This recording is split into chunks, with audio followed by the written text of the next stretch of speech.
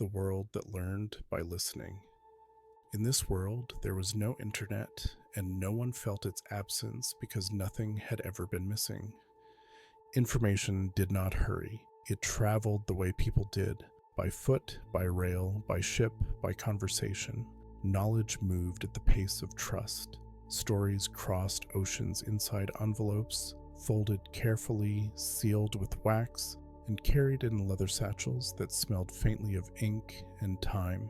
The days here were quiet by default.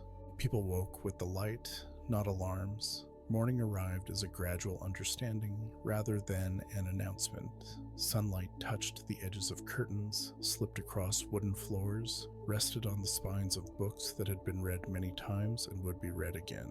Somewhere in a small coastal town where the air always carried salt and wind, a person named Elias woke as he did every morning, slowly, without urgency. He lay still for a while, listening. Gulls called in the distance. A cart rolled over stone. A kettle began to sing from a neighboring house. Elias was a letter carrier by trade, though he preferred to think of himself as a traveler. Letters gave him a reason to move through the world without rushing it. They gave him permission to knock on doors, to sit at tables, to hear voices that had been waiting. He dressed simply, the same way each day: linen shirt, soft wool vest, comfortable boots shaped by years of walking. In his small room, the walls were lined with shelves, maps drawn by hand, notebooks filled with observations, letters he had been allowed to keep.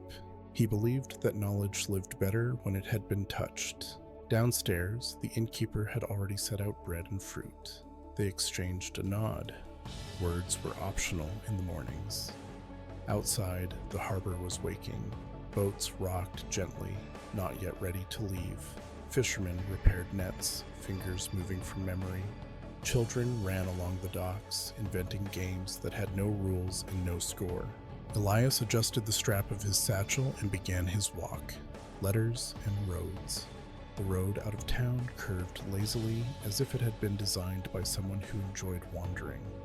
Stone markers stood at intervals, carved with distances measured not in urgency, but in effort. 2 days by foot, half a day by cart. Longer if you stopped to talk. Most people did.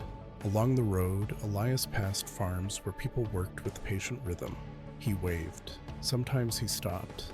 A letter was never just an object. It was an excuse for tea, for sitting, for hearing how the weather had been behaving lately. One letter was addressed to an elderly woman, lived alone near the edge of the fields. She welcomed Elias inside, poured him a cup of something warm, and asked him to read the letter aloud. Her eyes were no longer strong enough for small writing, but her memory was sharp. The letter was from her sister, far inland. It described the slow restoration of a garden, the way certain plants remembered where they belonged if given time. The woman listened with a small smile, nodding as if she could already see it. "Will you write back?" Elias asked gently. "Yes," she said, "but not today. Tomorrow, after I've thought about it properly." No one expected instant replies here. Thought was allowed to take up space. When Elias left, the road seemed quieter, as if it appreciated patience. The train that crossed continents. 2 days later, Elias boarded a train.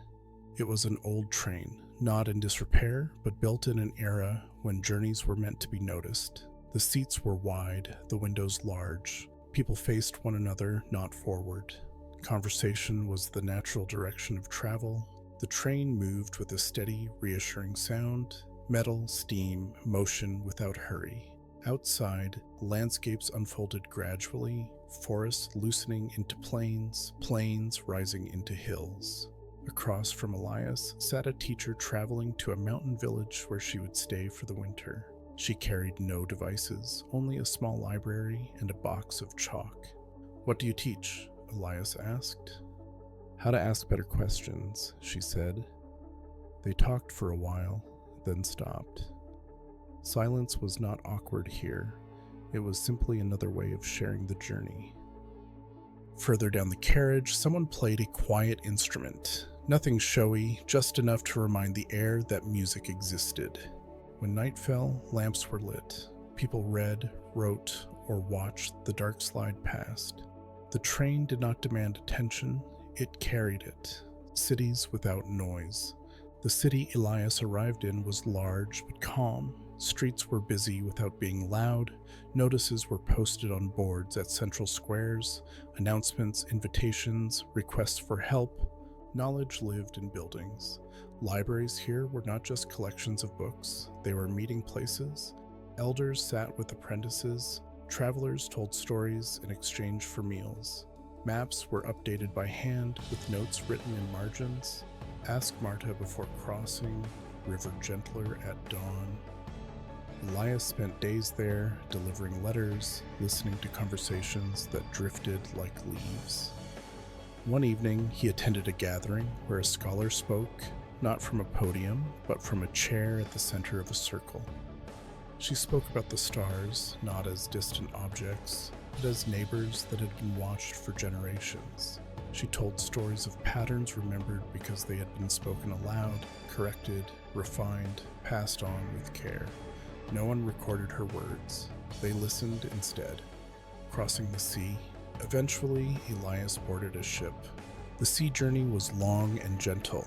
Days blended into one another, marked by meals and sunsets. Letters were written slowly, revised by moonlight, sealed with intention. Passengers learned one another's names. They shared small skills: how to mend fabric, how to recognize birds, how to make bread with limited ingredients. At night, the ocean breathed. The ship moved like a thought drifting towards sleep. Elias stood at the railing sometimes, watching the stars reflect on the water, feeling no need to capture the moment. It would remember itself. Distant lands, familiar ways. On the other side of the sea, the world felt different, but understandable. Markets smelled of spices and wood smoke. Languages shifted, but gestures remained kind. Letters here were tied with thread instead of sealed with wax.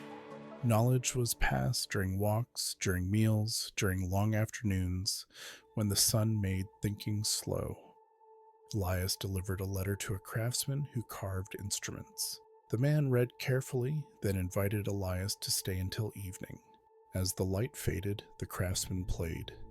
The music was unhurried, looping gently, leaving space for breath. Elias listened, letting the sound settle somewhere deep. Later, he wrote in his notebook, not facts, but feelings. He believed feelings were another kind of knowledge, returning without rushing. When Elias eventually turned homeward, it was not because the journey had ended, but because it had completed a shape. He carried fewer letters now, but more memories.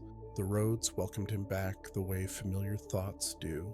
Towns recognized his pace. At the coastal inn, the same kettle sang. The same gulls argued over nothing important. Elias unpacked his satchel, placing letters where they would wait patiently to be delivered tomorrow. That evening, he sat by the window and wrote a letter of his own. He wrote about a world that moved by listening, about how knowledge lived in hands and voices, about how nothing needed to be instant to be real. He folded the letter carefully. Tomorrow he would send it. Tonight the world rested, and so could you.